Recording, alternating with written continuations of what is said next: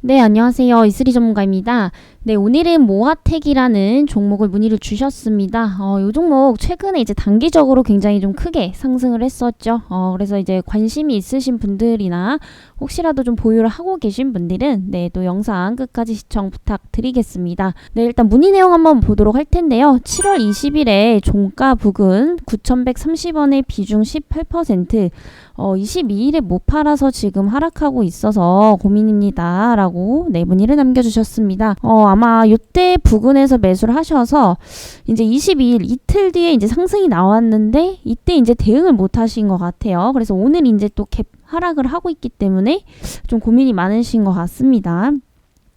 일단 최근에 이슈 자체는 굉장히 좀 좋았던 편이에요. 근데 결국에는 뭐냐면은 이 모아텍 같은 경우에는 그 시장에서 기존에 이제 품절주로 이제 굉장히 좀 인식이 많이 되고 있습니다. 그래서 이 품절주라는 거는 결국에 네, 유통 주식 수가 적다라는 거죠. 유통 주식 수가 적기 때문에 그만큼 적은 자금으로도 급등시킬 수 있는 그런 이제 대표적인 종목 중에 하나인데, 뭐 모아텍 말고도 많이 알고 계시는 게 이제 뭐 신라섬유, 양지사 이런 것들이 이제 보통 이제 품절주라고 많이 하죠. 그래서 이 모아텍 같은 경우에도 이제 최대 주주 지분율이 86%입니다. 그럼 유통 주식 수가 14%밖에 안 돼요. 네, 이렇기 때문에 소액의 자금으로도 올릴 수 있기 때문에 그만큼 이제 품절주라고 조금 불리고 있는데, 문제는 뭐냐면 이 모아텍 같은 경우에는 이제 자동차 부품 사업을 영위하고 있습니다.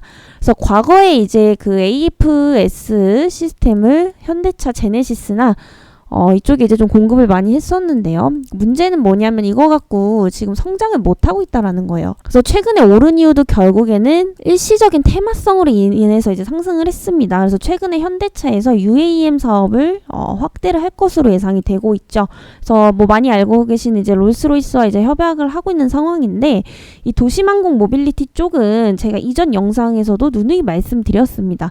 사업 자체는 전망이 굉장히 좋아요. 앞으로 4차 산업에 있어서 주도 섹터가 될 수밖에 없기 때문에 이런 산업적인 면을 보면은 성장성은 굉장히 좀 좋을 것이다. 그리고 정부 정책으로도 굉장히 많이 나오고 있고, 또 이제 미국에서 바이든 대통령이 방한을 했을 때도 이 도시항공 모빌리티에 대해서 굉장히 좀 자세하게 논의를 했었죠. 그래서 그만큼 또 시대가 변해가는 만큼 이 UAM 산업은 발전을 할 수밖에 없다. 그래서 세계 각국에서도 이런 각종 정책 부분들도 계속해서 좀 나오고 있는 상황이기 때문에 우리가 좀 눈여겨봐야 됩니다. 근데 중요한 거는 실질적으로 지금은 UAM 관련 테마로서 굉장히 좀 많이 상승을 하고 있어요. 대부분의 종목들이. 근데 이제 추후로 갈수록 이 재료가 노출이 한번 되기 시작하면은 이제 여기서도 차별성이 갈릴 겁니다. 단순히 이제 자동차 부품을 제조하고 있기 때문에 현대차와 엮여서 상승을 하는 게 아니라 실질적으로 UAM 관련 산업에 현대차가 이제 참여를 했을 때 이 현대차에 대한 어떠한 그 부품 점유율이 얼마나 되느냐, 이것도 굉장히 좀 중요할 겁니다.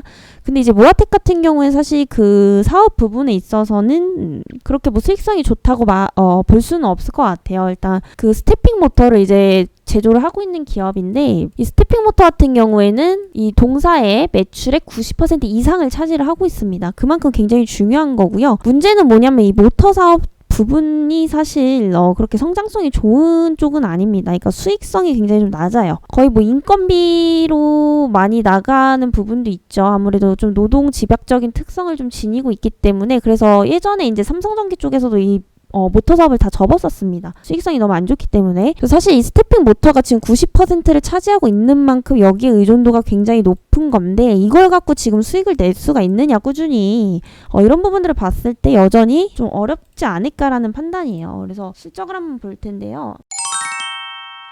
매출은 어쨌든 좀 나오고 있는데 전년 동기 대비해서 좀 계속해서 좀 영업이익적인 부분이나 당기순이익도 그렇고 실질적으로 이제 흑자 턴어라운드 하기가 굉장히 좀 어려운 환경에 좀 많이 놓여 있습니다.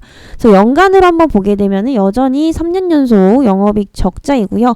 그나마 여기가 우리가 좀 긍정적으로 볼 수 있는 거는 영업이익의 적자폭이 지속적으로 축소가 되고 있다라는 거. 이 부분은 좀 긍정적이지만 여전히 이게 실적적인 어떤 모멘텀이 되기까지는 좀 어렵지 않을까라는 판단이고 시간도 좀 오래 걸리지 않을까요? 일단 올해도 전년 동기 대비해서 오히려 적자폭이 확대입니다.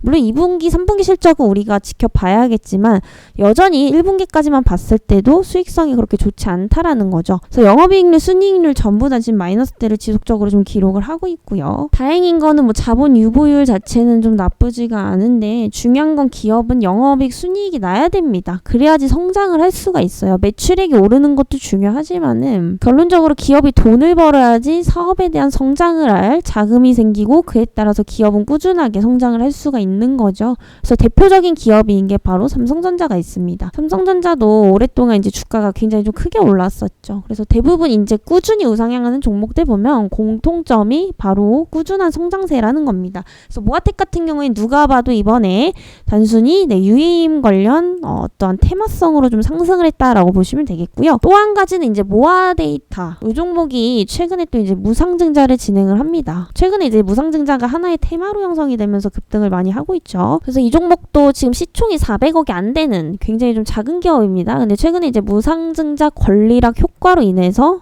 단기적으로 좀 급등을 했다라고 보시면 되겠고요. 사실 무상증자의 끝은 똑같아요. 네, 공구만, 노터스 이런 종목군들 보시면 비슷한 예시입니다. 모든 종목이 다 똑같이 가긴 않겠지만은 이 증자라는 것 자체가 장기적인 호재가 될 수가 없기 때문에 언젠가는 급락을 할 수밖에 없다라는 거죠. 그 타이밍은 뭐 개별 종목마다 다 다르겠지만요. 그래서 이 모아데이터 같은 경우에는 이제 그 모아텍과 이름이 비슷합니다. 뭐 상관관계는 없는 기업인데 그래서 좀 터무니가 없어요. 모아데이터와 이름이 좀 비슷하다는 이유로 모아텍도 급등을 했다라는 소식들이 있는데 이런 가치를 따져봤을 때 지금 모아텍이라는 기업이 본연의 어떤 가치로 올라갔느냐를 본다면 전혀 아니라는 겁니다. 그래서 이 모아데이터의 급등에 의한 효과 그리고 UAM 관련 산업에 대한 단기성 테마 효과로 지금 상승을 했다라는 거죠. 그래서 절대적으로 이 종목은 장기 투자할 종목은 아니다. 그치만 이 UAM 관련 테마로서 한 번 더 급등할 가능성은 충분히 좀 있다고 보고 있습니다. 그래서 뭐 1년, 2년 볼 종목은 절대 아니에요. 지금 보시면은 주봉, 월봉으로 볼게요. 맞습니다. 이때도 이제 품절주 관련주로서 이제 시장 안 좋을 때 좀 급등이 나왔었고 그 이후로 하락을 하다가 단기 반등, 하락, 단기 반등, 하락, 단기 반등 이 패턴이 반복이 되고 있죠. 보통 성장성이 좋은 회사는 차트가 이런 식으로 가지 않습니다. 계단식 우상향이죠. 그래서 사실 주가만 봐도 이 기업의 실적이 어떤지 알 수가 있습니다. 그래서 이런 종목들은 사실 장기 투자하기엔 좀 무리가 있다라고 보고 있고요. 단순 지금 현재 UAM 관련 테마로서 상승을 하고 있고 최근에 급등한 이유는 모아데이터에 대한 어떤 무상증자 효과도 충분히 있었다.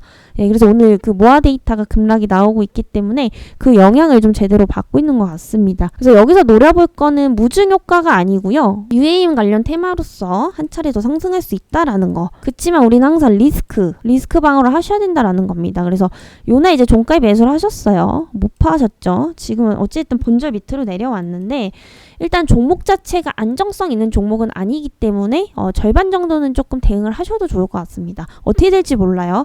얘가 지금 UAM 관련 테마가 아니라 저 모아데이터의 무상증자에 대한 그 급락 속도가 더 빠르게 되면 얘도 같이 빠집니다. 그러면 이제 본절선보다 더 밑으로 내려오게 되겠죠. 그런 부분들을 봤을 때 일단은 절반 이상은 좀 대응을 하시고 나머지는 좀 전고점까지는 노려봐도 되지 않을까라는 조심스러운 판단이고요. 일단 저는 그렇게 생각해요. 만약에 이거를 접근을 하셨을 때 무상증자 권리락으로 모아데이터랑 같이 가지 않을까 이런 관점에서 접근을 하셨다면은 정말 전량청산이 맞는 것 같습니다. 저는 원래 무상증자로 인한 상승을 별로 좋아하는 편도 아니고요. 개인들이 거기서 돈을 벌긴 더 어렵다고 보기 때문에 그것 때문에 들어가셨다라고 접근을 하셨다라고 하신다면은 전량청산이 좀 맞지 않나라는 판단이에요. 오늘 보셨죠? 모아됐다 빠지니까 그냥 빠집니다. 결국 이것 때문에 지금 빠지고 있는 거고, 이제 UAM 관련 테마로 보셨다. UAM 관련 테마로 난 이 테마를 보고 좀 유망이 있다라고 생각을 해서 접근을 하셨다라고 하시면 차라리 현대차가 낫습니다. 굳이 이걸 들고 있을 필요가 없어요. 왜냐면 부품 관련주들 중에서도 이 소형주들 같은 경우에는 부품 회사가 너무 많습니다. 특히 이제 대기업에 공급하는 회사가 100개가 넘기 때문에 이 100개 안에서도 순환매가 돌 수밖에 없다라는 거예요. 그죠? 그럼 그 100개 중에서 하나를 고를 바에 차라리 직접적인 관련주인 조금 무겁더라도 안정성 있는 현대차가 훨씬 더 낫다라는 거죠. 실질적으로 UAM 관련해서 실질적으로 수혜를 볼 수 있는 건 결국에 현대차입니다. 그래서 나머지 이제 테마성으로 오르는 애들은 결국에 현대차와 관련된 부품주들인 거죠. 엄청나게 많습니다. 그래서 저는 차라리 안정성을 생각해서라도 UAM 관련 테마를 보셨다라고 하면은 종목 교체가 낫지 않을까라는 조심스러운 판단이고요. 그리고 그런 무상증자 권리락에 의한 어떠한 좀 급등성을 좀 바라셨다면은 전 개인적으로 무상증자가 장기적인 모멘텀이 될 수가 없다라고 보기 때문에 리스크적인 관점에서 대응적인 관점에서 좀 전량 청산을 차라리 하시는 게 좋지 않을까라는 판단입니다. 네, 그럼 오늘 이제 브리핑은 좀 여기까지 해보도록 하겠고요. 네, 그렇다면 오늘도 저희 그 프로그램을 통해서 문의 주신 분의 매수가와 날짜를 여기다 똑같이 입력을 해보겠습니다. 그리고 매수를 하셨을 때부터 오늘까지 보유를 하고 계셨다라고 한다면 저희 관점에서 분할 매도로 이제 들어가시겠죠. 또 얼마만큼의 수익률을 쌓을 수 있었는지 한번 바로 스타트를 해보도록 하겠고요. 며칠 안 되셨네요. 22일이면 뭐 저번 주 수요일에 이제 매수를 하셨네요. 그리고 중간에 급등 나왔을 때 그냥 프로그램만 이용을 하셨어도 저절로 10%의 수익률을 달성을 할 수가 있었습니다. 그래서 이 프로그램의 가장 큰 장점은 아까도 말씀을 주셨지만 결국에 못 봐서 못 팔았다 아니면 놓쳤다 이런 것들이 굉장히 많으시거든요. 그래서 그런 걸 안 하게끔 도와드리는 겁니다. 결국에 목표선이 얼마예요? 10%죠. 그럼 내가 이걸 보고 있지 않아도 알아서 10%에 도달하면은 분할적으로 알아서 매도가 된다라는 겁니다. 그렇죠? 그리고 7% 정도 가량 이거는 설정하기 나름인데 떨어졌을 때 1차 분할 매수가 또 들어간다라는 겁니다.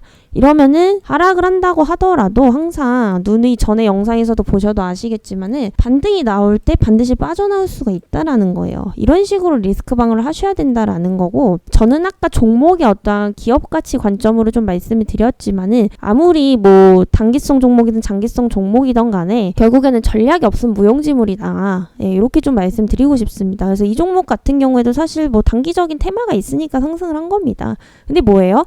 결국은 이때 수익 줄 때 못 팔았기 때문에 지금 마이너스로 전환이 됐다라는 거죠. 그래서 이런 것들을 좀 방지하기 위해서는 항상 이런 목표가라든지 매수 전략이 반드시 있으셔야 된다라는 겁니다. 그래서 이런 것들이 어려우신 분들은 프로그램을 꼭 사용하셔야 된다라고 다시 한번 좀 말씀드리겠고요. 지금 계속해서 뭐 보유를 하고 계셨다라고 한다면 10%가량 손실이신데 오히려 저희 프로그램을 사용을 하셨다라고 한다면은 중간에 분할 매도로 인해서 10%라는 엄청난 수익률을 또 달성을 할 수가 있었다라는 거죠. 네, 그래서 오늘 방송은 여기까지 좀 마무리를 드려보도록 하겠고요. 이 프로그램이 궁금하신 분들은 아래 번호로 프로그램 문의라고 남겨주시고요.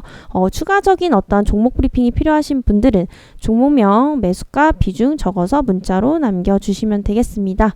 네, 그러면 저는 또 다음 시간에 뵙도록 하겠습니다.